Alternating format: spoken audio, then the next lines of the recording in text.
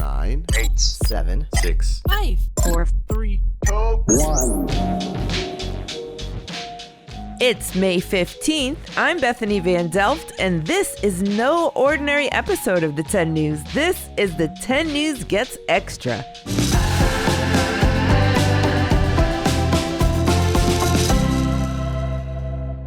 In today's episode, we're sharing our full interview with Terry Virts, a former NASA astronaut and commander of the International Space Station. We had so much to talk about and great questions sent in from our listeners. But first, let's go to one of our tenors and get the lowdown on what NASA stands for and one of his favorite things about space. My name is Fox. I'm in the 8th grade at Nerd School, Los Angeles, California. NASA stands for National Aeronautics and Space Administration. One of my favorite things to do with space is how SpaceX can reuse the Falcon 9, creating a more sustainable future for space flight. There's so much cool science and technology that's come from the space program. Let's hear from Commander Terry Virts about what it's like to be an astronaut.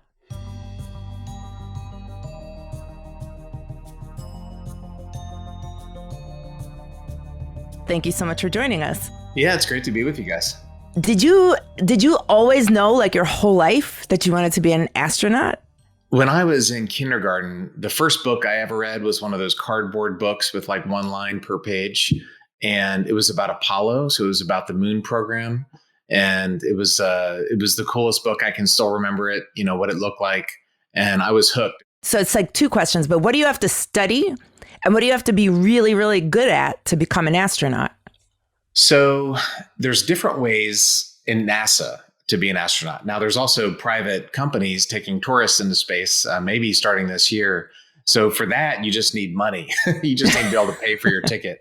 But if you want to be a NASA astronaut, you go and live for 6 months and you're doing science and research, you have to have a technical college degree. So something in math or science or engineering or medicine, something like that. And astronauts come from different backgrounds. I was a fighter pilot and test pilot. But there's doctors, there's engineers, there's scientists, there's people who have different careers. Most importantly is you need to have some type of what NASA calls operational experience, because when you're in space, you're not like writing equations on a blackboard, you're actually doing things. And so they want people who have done things, with their hands, maybe risky things, and before they pick you to be an astronaut. Yeah, I would guess that you have to be okay with being a little bit frightened and taking risks, right, and feeling confident that you can get through it. What's the longest period of time you've been in space at one stretch? My first space flight was 2 weeks. And then my last space flight was 200 days. So, over 6 months was my longest mission. Wow. That's incredible. And what happens when you come back to Earth after spending 6 months in your body getting used to being in space? What happens to your body when you get back to Earth? That is President Obama asked me that question. We visited him at the White House after my first flight. Yeah, we were just like totally as smart as each other, me and President Obama.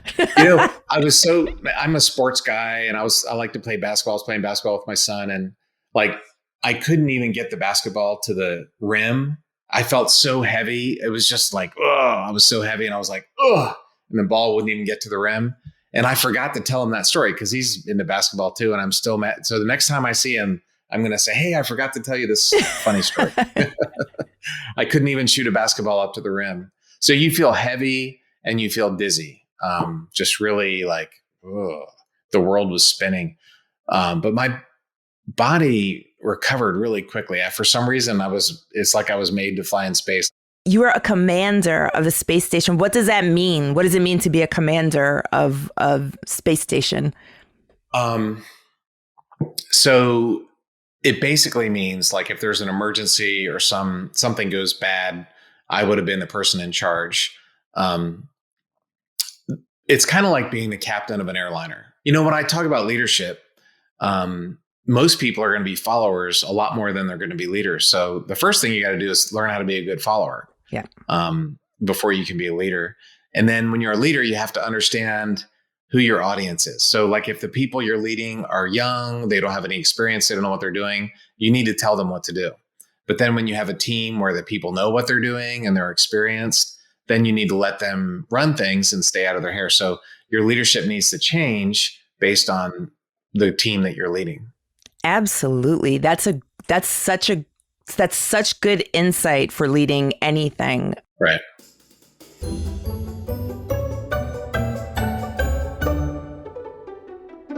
It's so great to have you with us. Now we have a few questions sent in by our tenors. Hello, my name is Selena. I'm 6 years old.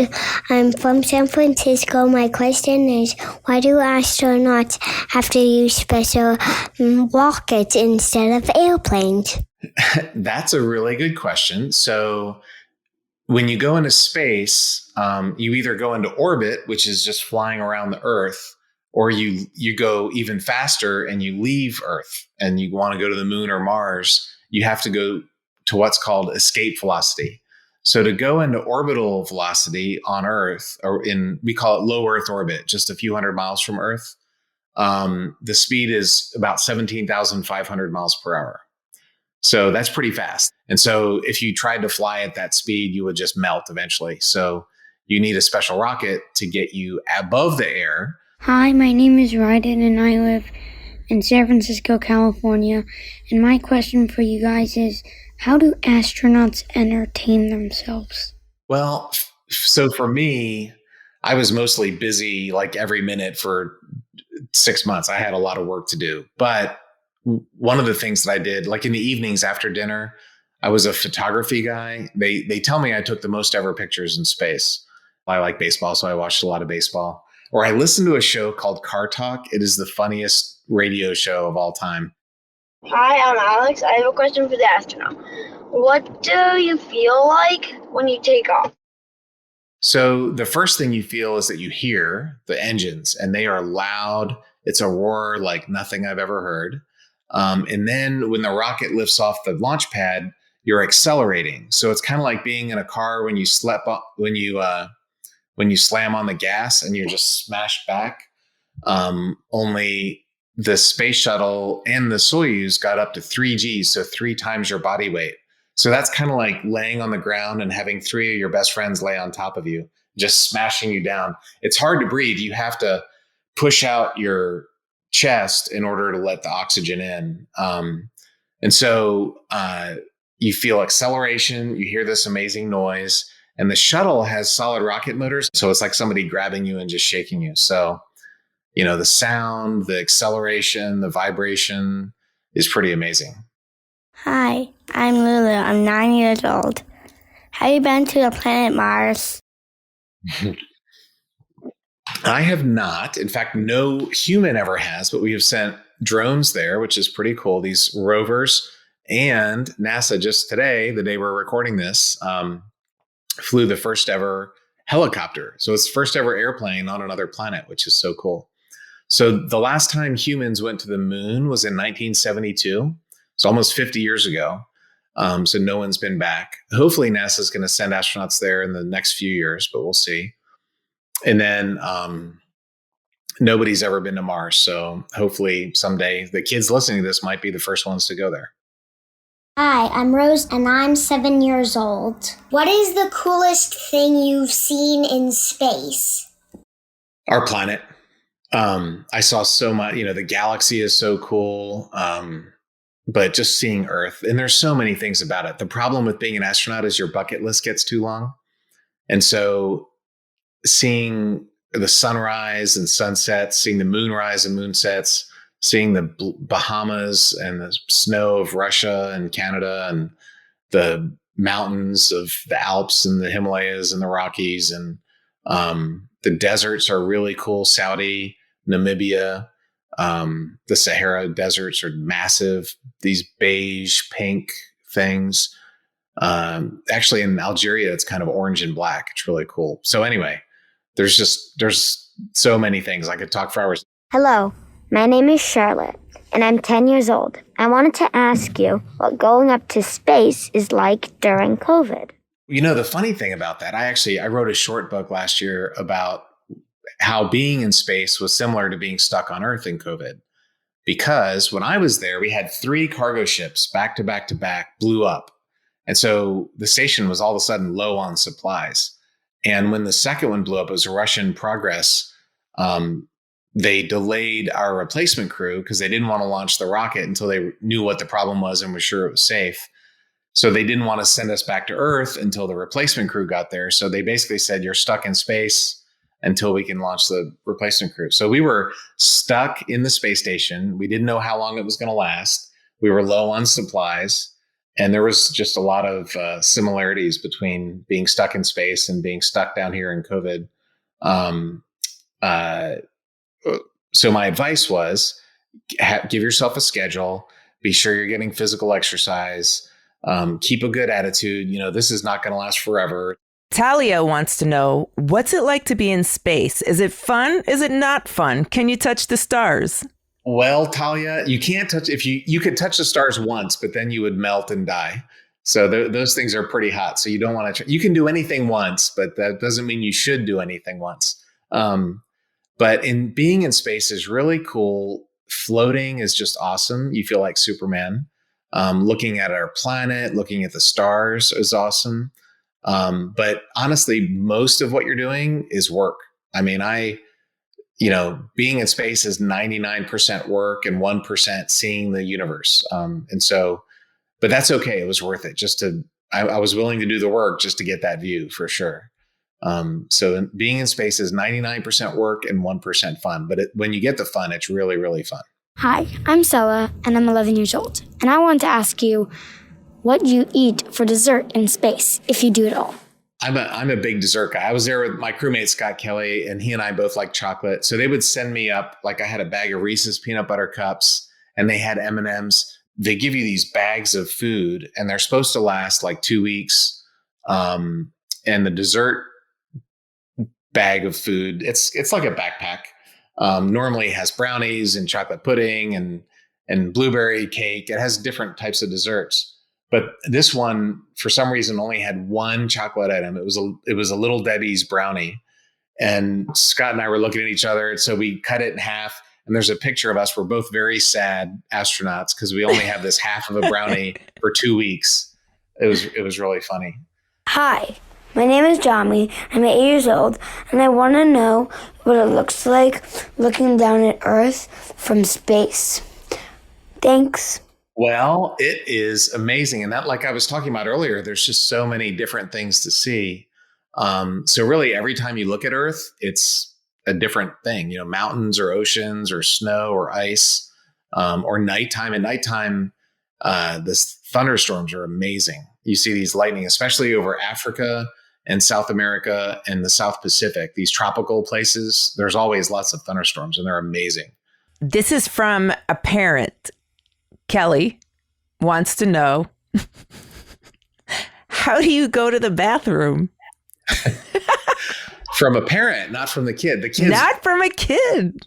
Yeah. Look, every human needs to know. So the answer is very carefully, because you don't want to be the person to make a mess. And the real bottom line is it's airflow. So on Earth, you have gravity. Gravity makes everything go in the right direction. In space, you need airflow. So they have these vacuums. They have a hose for number 1, and then basically a can for number 2. And so you go and the hose sucks everything away, and you wipe it up and you're done. Or when you go in the can, you just close it up when you're done, and then it stays there, and then it comes back to Earth and burns up in one of these cargo ships. Every few months, one comes back to Earth. And so if you ever see like a Progress or a ISS cargo vehicle coming back to Earth, we call it deorbiting. And you see a big streak across it looks like a shooting star. You'll know what that streak is made out of. It is a poop streak. It's a poop tail. A shooting poop star. Shooting poop star. And for number 1, for the urine, we actually recycle that.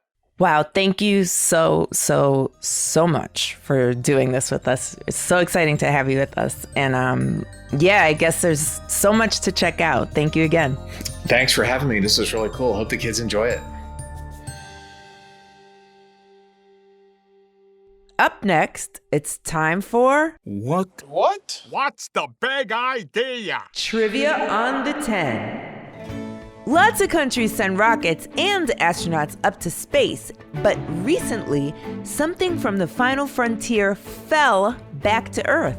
Was it A, a moon rock, B, wrappers from astronauts' desserts, or C, debris from a booster rocket? Did you guess it? The answer is C. Debris from a booster rocket. China's space agency used the rocket to send up the first part of China's new space station, and according to the U.S. Space Command, it entered Earth's atmosphere somewhere over the Arabian Peninsula last week.